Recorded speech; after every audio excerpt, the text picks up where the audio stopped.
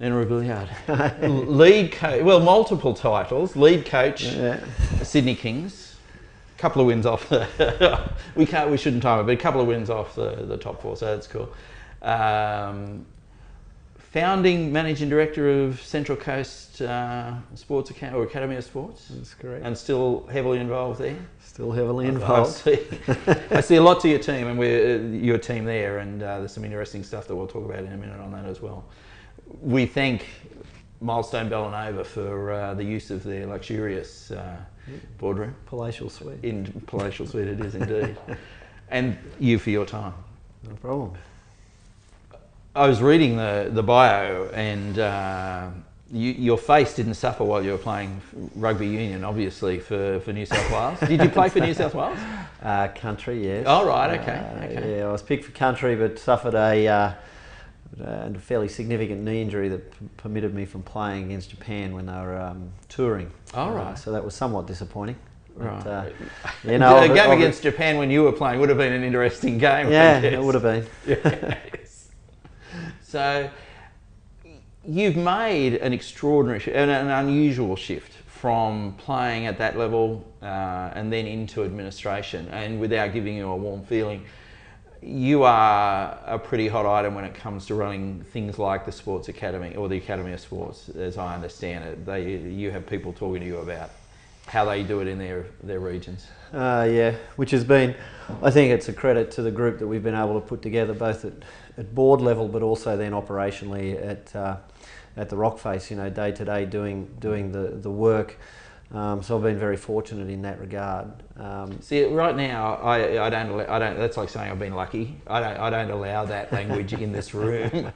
But so, do you have a technique? When you're choosing people, do you want to share on? Yeah, the idea of the Central Coast Academy of Sport first came up at a barbecue at my house after a basketball season, and one of the parents said, you know, these athletes are very good, where do they go? And I said, look, we really need an Academy of Sport up here. It's something we don't have. And he said, well, you're into sports administration, you understand sport, why don't you do something about it? And at the time, another person had also mentioned, not long after that, about the concept of an Academy of Sport. I was working at the PGA of Australia at the time, and felt that probably the timing in my life was right to, you know, make it happen. So I did. So I went around collecting a board of people that had very complementary skills, but vastly different in terms of their business, the industries they worked within. Put them together to help build the governance platform to then make it all happen. How long ago was that? That was in I put all that together while I was working at the PGA in 2003. Right. I lobbied government quite heavily then. I've got to give credit to the government at the time, which is a Labor government under Bob Carr. I'd consulted widely with John Della Bosca and others up here. Grant McBride was very supportive. And we were able to put the platform in place in 2003, and we became operational in the 1st of January 2004, and that gave me an exit out of the PGA to put my time into the Academy of Sport. It was still very difficult in that we hadn't secured funding. We'd had handshakes along the way, but the funding for the organisation didn't occur until the 1st of May. So I actually funded it with my severance pay from the PGA, so I had a huge stake to make it work. And you had the location at Mingara, or was that? Yes and no. That was another handshake, or was it less than a handshake? Mingara had been very public in their support of the need for an Academy of Sport. So I'll go back again in early 2003. Carr made the announcement that the government of the time would fund an Academy of Sport, which was good because it was almost then a turnkey operation. I provided the solution that they needed. What wasn't known to me was that the funding that the Carr government had earmarked was for 3 years down the track. So it was never going to happen unless, it would have happened, but it would have happened in 2004, 2006. So we were able to turn the wheels of government a little bit quicker than what was planned, and we became operational in 2004. Mingara became our home in July. Prior to that, I worked from home with Ray Sandell, working at his home as a volunteer, and we made it happen. And now, is there government funding involved? Yep, we secured government funding in 2004, albeit it took them a while to bring that money forward from 2006, and it has been recurrent ever since. Mm-hmm. And the role that the academies play in community regions, one would anticipate that money is, I won't say in perpetuity, but it should be. Yeah, it should. Indeed, it should. Indeed, it should. But you also have sponsors and partners. Yes, that's a tough road, I would think. Yeah, it is. But again, built very much on the basis that sport is a people's industry. It's a person's industry. So we spend a lot of time aligning ourselves with like-minded people, like-minded brands, with a mutual kind of seeking mutual outcomes. Mm-hmm. Strong community involvement, a real commitment to community, a real commitment to regions, and if I can name some, probably Mingara is a great example. NBN Television, the radio stations, Central Coast Radio, CN2GO, the Express Advocate, were our kind of media partners. The Greater Building Society have been nothing short of phenomenal. The university here trying to build their presence, and on it went. Mm. And those companies have really been with us since day one. Yeah. And you've just had, just before Christmas, I think you had your awards night. That was, in actual fact, I'm now crossing over, that is the Central Coast Sports Federation, or is... No, that was ours. There's a little bit of confusion there. Just the Central Coast Academy of Sport is aimed at upskilling athletes in their chosen disciplines, whether that be athletics, swimming, basketball, netball, surfing, ice skating, and we provide a pathway for those athletes where they don't have to travel down the F3 to Sydney or up to Newcastle. We do it locally. To fund that, to fund the coaching, the support structures, we bring in business partners and sponsors and suppliers, and we work locally with those athletes. Those athletes then become eligible for certain awards that the Central Coast Sports Federation would put on. And the Sports Federation is an advocacy body to really promote what's happening on the Central Coast in terms of sport, very much like we do. But at a broader level? At a much broader level. Yeah. And we felt when that was being developed, I was asked to go on that board. I didn't, because it would become a lobbyist type organisation. I felt I couldn't sit on that board to lobby government when on one hand we're already receiving funding from government. So it was, but we work very closely with them. We've been involved in an initial meeting with the Sports Federation and Mingara and the state government and local councils, talking about improving that coordination and the effectiveness of that level. It appears to me to be fraught with a few issues. Sport. Well, the quote I love is the guy who ran the Olympic Games in Sydney, who said, frankly, the only amateurs organising the Sydney Olympics were actually the organising committee. The opportunity for local sports people who are incredibly passionate to come together and build an infrastructure that can support tourism or support business and give a lot more back, or a lot back in a commercial sense, is a good objective, but I'm not sure that we're ready for that yet. Do you see the commercialisation of that level, the junior volunteer level? Are there opportunities there for that to be improved on the case? Yeah, there are. And it comes to, you've hit two really key important things. One, the passion in the industry. And if you can harness that and put some structure around it, you'll go miles. I often say that sport's a game, but servicing it's a business. And whether that's at Little Athletics, whether it's at your local rep basketball or netball or whatever, those people have the passion. All you have to do is provide them the tools to operate probably more seamlessly, and they'll be very, very effective. And the Academy of Sport has shown that. We are, without a doubt, one of the best regional academies in Australia. and I say that with the utmost pride.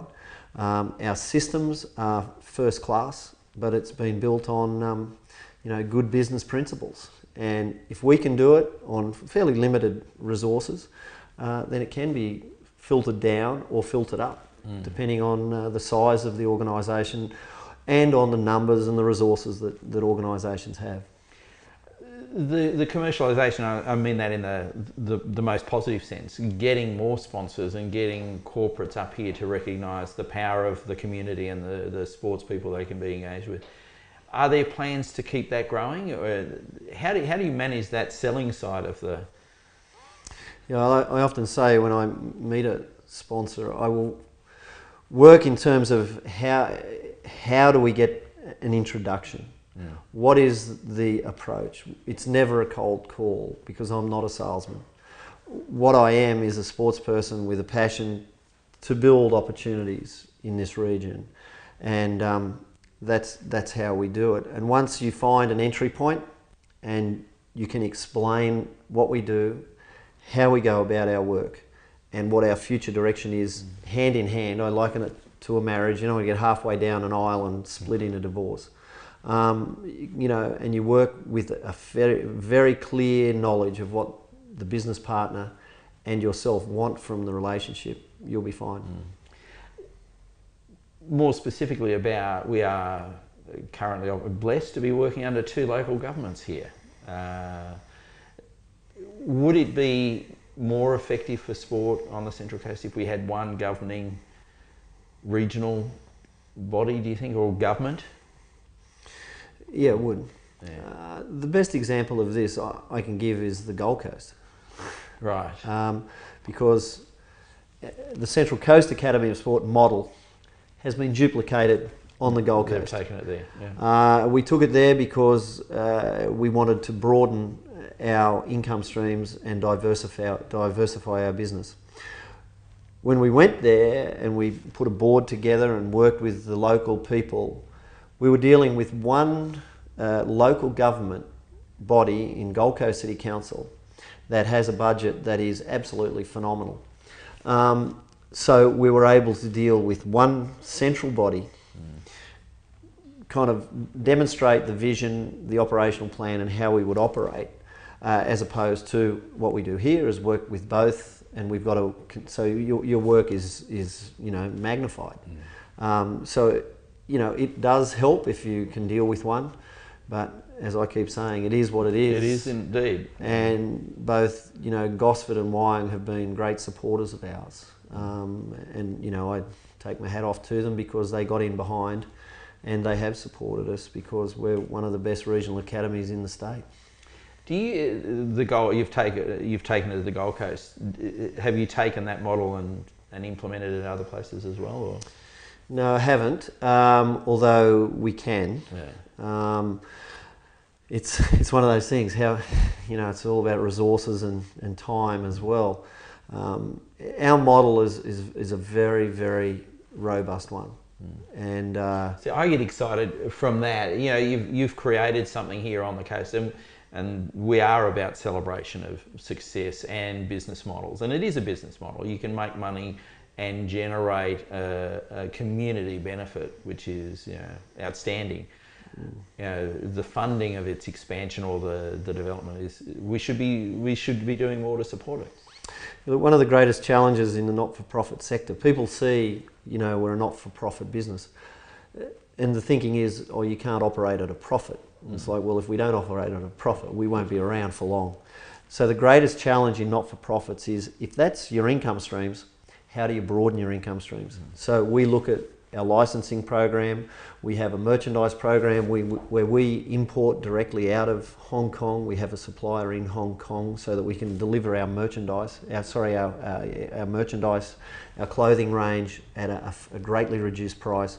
We look at supplier arrangements through our, again, online shop and how we can keep diversifying our income streams so that if a sponsor were to fall over, we've got other avenues in which to, kind of reproduce the dollars and cents that we may have lost in some other capacity. So it's a real trick in the not-for-profit industry.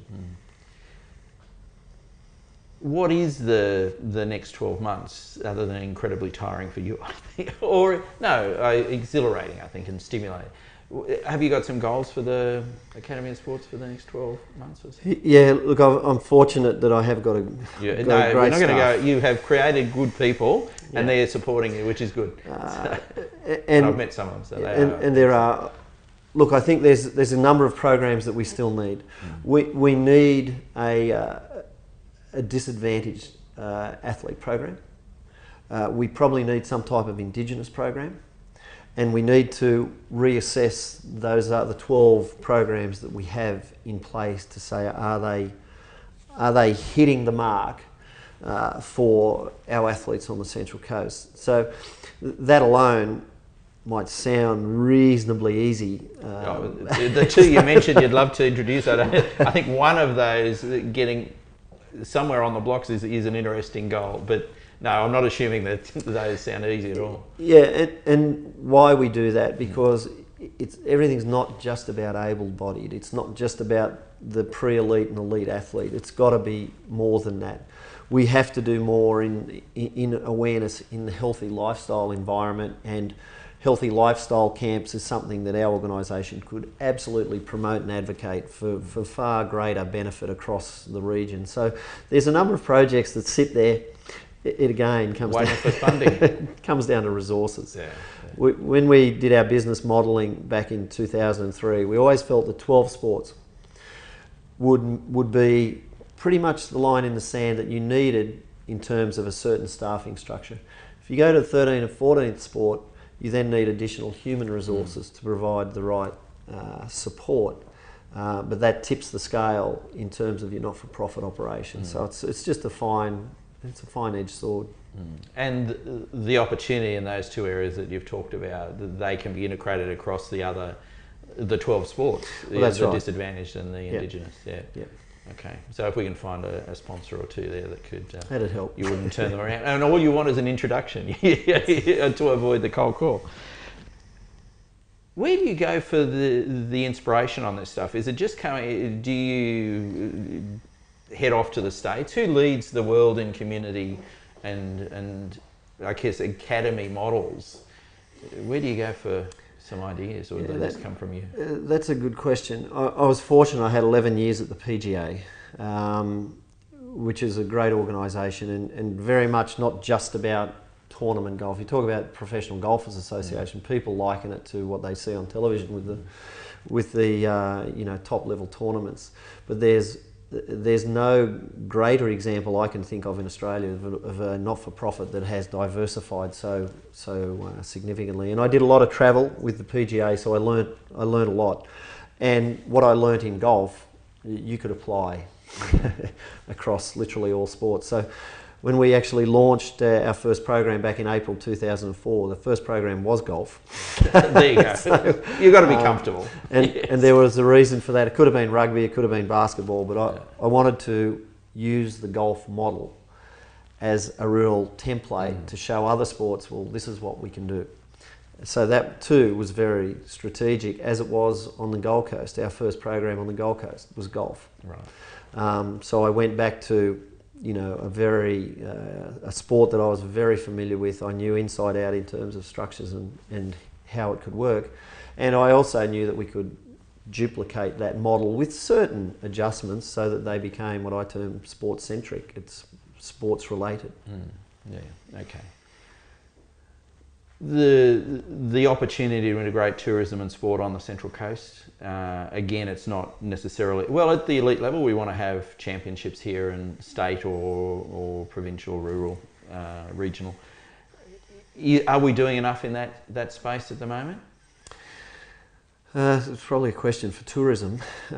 We've been there a few times. When Horst Endrelat was here, I had a good relationship with Horst. Obviously with Ollie Philpott. Yep. We've met Ollie a few times. And there is a role for sport and tourism. We actually hosted the very first Academy Games. We set that up. Right. We held it here for 3 years. But tourism are a different business in that they didn't have funding to help us kind of manage that event.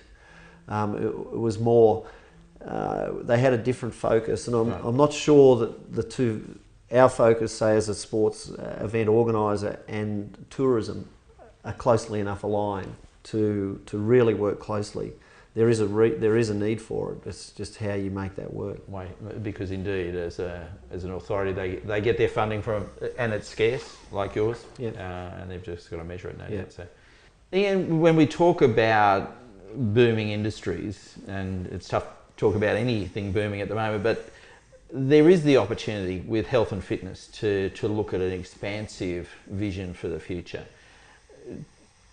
Do you see there a linkage there and a development path there for you guys? Yes, it's touched on earlier. I think the two industries that are growing, education is the other one, and you can see what's happening over at Ourimbah with that. But the healthy lifestyle is an area that closely relates to the Academy of Sport, and if we can do those type of grassroots programs, link with organisations like the University in Newcastle, the Ourimbah campus, and those organisations that have multitude of not just students, but the actual practical facilities to help, the technical advice, the sports sciences. That's an area that's, it's a great opportunity for us to really explore into a booming part of the sports sector. And a great environment on the Central Coast to do that. Absolutely. Getting like minds. Yeah, and you just got to go down to the beaches of a morning, go for a run at 6 o'clock in the morning and have a look at all the different very good walk.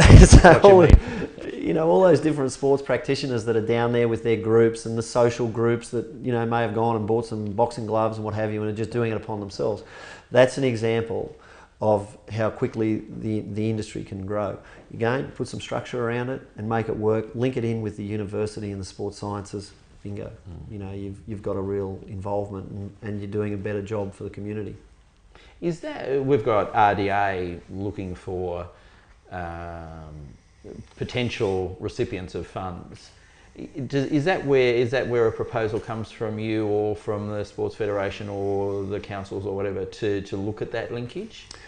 I'd say if we did that, and it's certainly something that the Academy could do, we'd do it in a joint venture type arrangement with the university. We'd utilise their staff, their students, their expertise. We'd utilise our operational outlets and how we operate, and you've got a solution straight away. And what we've just talked about is a broadening of your impact, to a much broader community rather than just specifically the elite. Are there partners there in healthy eating, I guess, is that we should be looking at as well, or healthy lifestyles? Yeah, no question. I mean, Mars Food Australia are one of our key supporters. They've been with us since day one, and one of the great opportunities with them, and through the digital media channels that they would have access to and the resources they have access to, are simple things like healthy eating guides. What do you eat, on a daily basis? If you're competing in sport, what are those menus? What should they look like? What are the macro, micronutrients? How does that all work? And guess what? We've got a plant right here on the Central Coast that can help deliver that. Yeah. And great opportunity for Mars. Again, through us or through them, you could make that happen. Another solution that could be very easily integrated into that work of the healthy lifestyles situation. Even more so. A better reason to universities, key corporates who are health-minded, and you guys. Okay. Yeah. Just following on a bit from Mars, is there participation at that lifestyle healthy food generation project? Is that part of what's going on with the Academy? Yeah, I'll use two examples, Mars being the first one. When we first aligned ourselves with Mars, they came in and supported the rugby union program. Their outcome they wanted was males, 17, 18-year-old, that would look for a career in food on the factory floor. And we used to do a lot of work with Mars in that regard, and that grew into then a full-blown business partnership. And the other one is obviously with the university, where through the sports sciences, they want to place students. We have a placement program with them so that students that are going through the theory at the uni can then apply it in a practical sense through the Academy of Sport. So it's very much a hand-in-glove type of operation. There's an opportunity. Ian Ravillard, thank you in an incredibly busy day. We appreciate your time. Thanks very much.